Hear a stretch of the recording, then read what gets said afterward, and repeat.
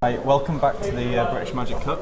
I'm Sam Ridler. I'm joined here by Matt Duggan. Hello. So they're just getting ready and putting the pairings up for round 2 right now. So just hang on with us for a couple of minutes whilst that sets up. So Matt, you're new here. Just tell us a little bit about yourself. First time doing commentary. Should be quite nice. Played Magic for about 2 years now, on and off.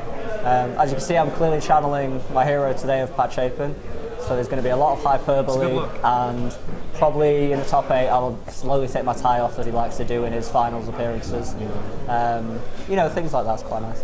But no, some good games so far. I've been watching a lot, scouted up and down the tables. Quite a diverse meta game as we've seen. Some real good players. So I was just off in the last round and I was having a look at some of the matches, and I saw the 4-colour Dragons deck.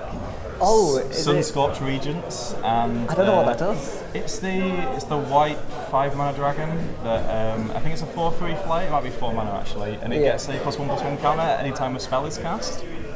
Oh yeah, okay. Yeah. So that was quite interesting. I think I saw him also steal someone's Obnix list with a Silumgar. So it was pretty cool. I think it was against Grixis. Is it 4 colours, no green, or no red? I believe it was no red, but we might see that later on. Fair dues.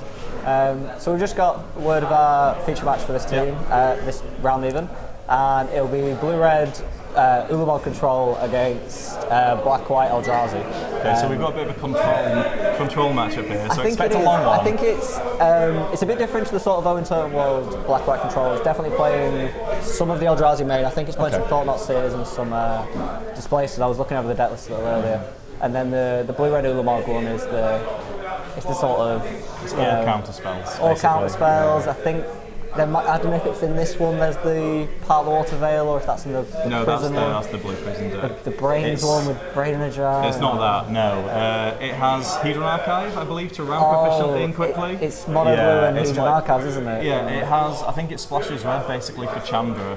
I think that's. That seems fair, doesn't it? Yeah, exactly. And I think it has a little bit of removal on the sideboard, but it's mainly counter spells. It runs Scatter the Winds. Clash of Wills. Is it run the Spell Shrivel? It has Spell Shrivel. Yeah, that's quite good. I've seen it play a couple of times, and it does good things. I can't really knock it. So for this matchup, if it is just the standard black-white control, I know you said you think it might not be, but if it's the standard black-white control, then I'm expecting the counters to win out, to be honest with you. I think if it's the standard black-white control, I think the most important cards in the black-white deck will be resolving the Planeswalker and resolving the card draw, because a lot of the kill spells will be dead. Yeah. If he's simply just up on cards, he can sort of brute force threats through counter spells. But I think for the mono blue player, it's going to be sort of the typical game plan of it needs to interact with counter spells to draw time out until it can go, here's my Ulamog. Do you have many answers to this? Probably not. Yeah, I wouldn't have thought so. I don't know. You have Anguish for Making, which gets rid of it, which is a nice way, but then you lose 2 lands and 3 life. So we just got the deck lists here. It is slightly different. It does run creatures. I can see 2 Archangel of Avacyn. Is there Linvala as well? 2 Eiley as well.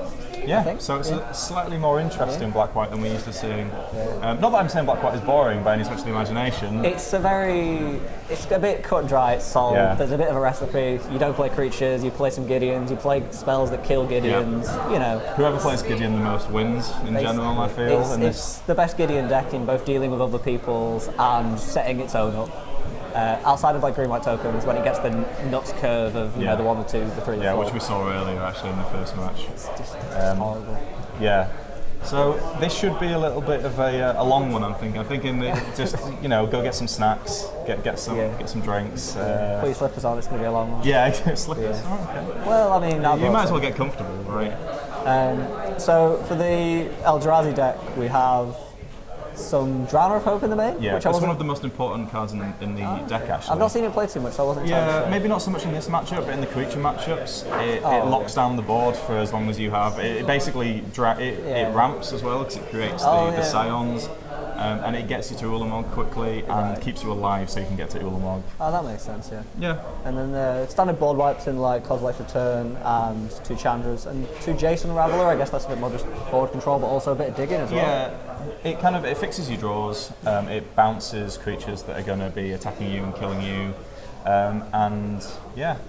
The emblem's relevant some of the time, stopping them casting some of the spells, but it's not really why it's in there. It's a bit of it's like half an I win button because you can set up a turn in which you cast a spell to trigger it, and then afterwards you cast the spell you actually want to. Yeah, so they can't count. So it's not like a Narset emblem, which is you're not casting any non-creature spells ever again. That is the game pretty much. That's game over. Yeah, it's not very fun. Have you got anything interesting in the sideboard for the Black White Drives?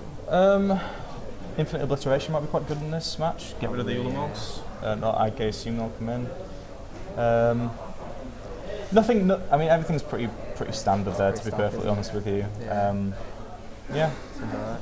Just the main deck that's a bit funky. I'm hoping to see Ailey come in, and I think that's. I want to see some Vindicates with Ailey, if I'm honest. Like, make some big creatures and let's do that. Because I think that's probably the only way that the black-white deck's going to get any early damage in. Really, it needs to hit a couple of times. Yeah. So.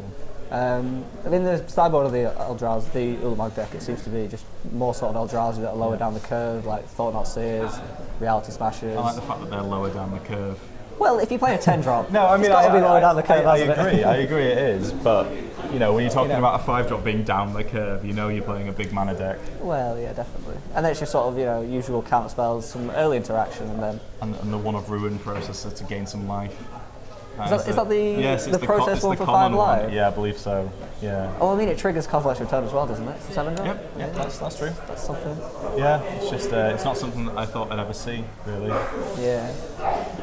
No, it's a bit of... So yeah, our players are just getting ready now, so we'll be down to the feature match in a minute or two. But how are you finding it today? Anyway, are you enjoying yourself? Yeah, it's very good. A lot of variety of decks, more than I thought there'd be. There's a lot that when I sort of was writing out the archetypes and doing the game breakdown, I was just sort of reading what everyone put for their own deck names. Yeah. And there's some that I was thinking it sounds like they've just tipped a binder upside down and put some basics in and called it a day. And then when I looked through it, it actually looked a bit more like crafted to it. Like the 4-color dragons deck, I had a brief scan over it. And you say someone on play 4-color dragons, they sort of just go, a lot of the good cards have rotated the help the dragons, or the metagame's not where it needs to be and all this stuff, what you're doing.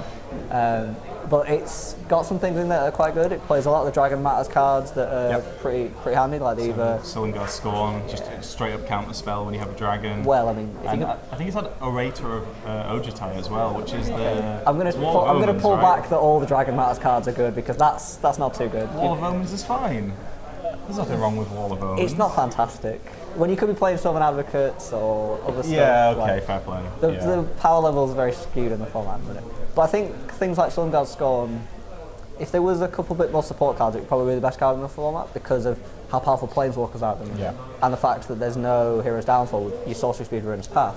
So it's like why a lot of decks that have blue in them will play negate at the minute is because the creatures you can sort of deal with because you play your own creatures and it's a bit of a mid-range fight, but the Planeswalkers, they just slowly bury you under advantage. Yeah, agreed. And so like having negates or like Sillingar Scorn would be very, very well positioned. If you're on the play as well, it gets Sylvan Advocate, it gets so many 2-drops.